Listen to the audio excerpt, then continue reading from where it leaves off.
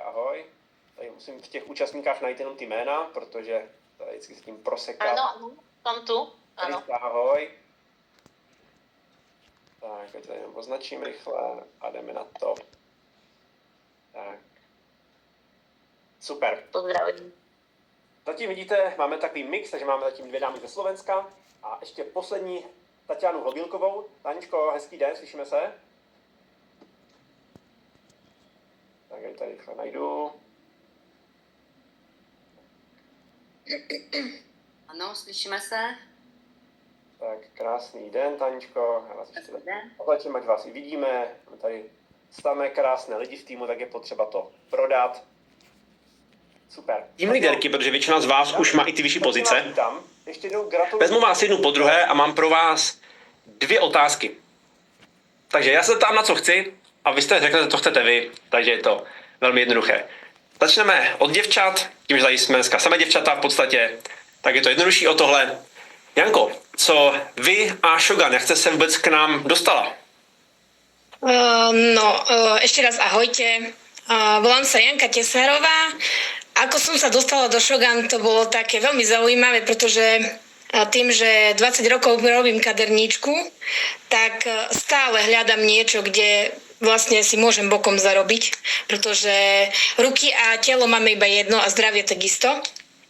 Takže bolo to tak, že prišla do kaderníctva Mariova mamka a telefonovala s jednou pani a začali rozprávať o tých parfémoch. Ona, že ja ti kľudne nechám kufrík, že toto, potom mi povieš. No a zložila a mňa to hneď zaujalo, lebo nepočula som tú firmu, že je na Slovensku. Takže som sa jej hneď pýtala, že čo to ona má, že prečo mi to ešte mne predstavila, lebo proste ja som taká, že nezatváram dvere novým veciam.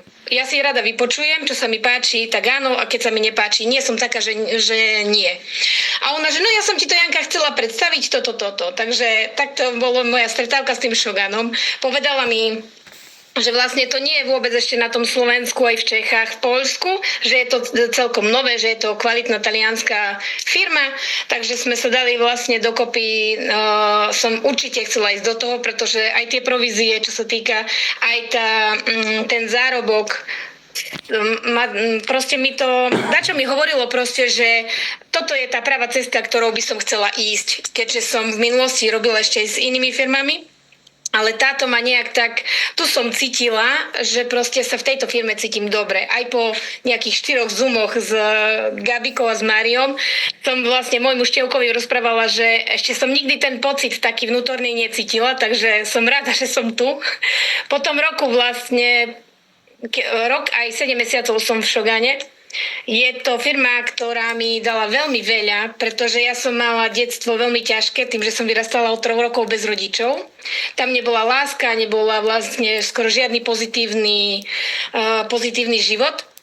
Takže stále som hľadala niekde, tým, že aj som taká kaderníčka, tak vlastne mám rada svojich zákazníkov, máme taký rodinný vzťah a tá Gabika s tým Máriom aj s tými coachingami, ktoré máme, ma naučili za ten rok vnímať ten život úplne ináč. Nešlo tam len o tie produkty, išlo tam aj o to moje sebavedomie a že ma to posúva ďalej. Toto je ináč môj prvý výstup pred toľkými ľuďmi, takže takisto mám trošku trému, ale som rada, že som tu. A vlastne bola som prvý mesiac, keď som sa zahlásila, tak do 3 mesiacov som získala vlastne titul senior leader. Držala som to vlastne skoro nejakých 9 mesiacov, po 9 mesiacoch som dosiahla titul team leader. Bol to úžasný pocit, vždy ma Gabi s Máriom v tomto podporovali, ale veľkú zásluhu má na tom aj vlastne môj priateľ Števko, pretože od začiatku s tým ideme spolu do toho a milujeme proste túto prácu, milujeme tieto produkty, pretože vieme, že sú perfektné a tak ako Jiži rozprával na začiatku, že koľko máme produktov doma, tak ich máme asi 30, ale vždy som si aj mojim ľuďom novým rozprávam, že nejde všetko proste naraz. Ja som tiež po pol roku mala doma možno 4 produkty, alebo 5, ale je to presne toto vaše odporúčanie, takže som rada, že som tu. Janko, moc děkuju a jinak chválím za první výstup. Není to vůbec poznat a přátelé, teď mimo záznam, jo. Všichni hosté, dneska co byli pozváni, tak většinou je to úplně jich takhle první výstup na nějaké takové větší akci. A každý do telefonu řekl, víš, to je nepohodlné, to já se bojím a říkám, v to doufám. Protože právě tím, že děláme ty věci, kterých se bojíme, tak se nejvíc posouváme. Janko, moc děkuju. Ďakujem.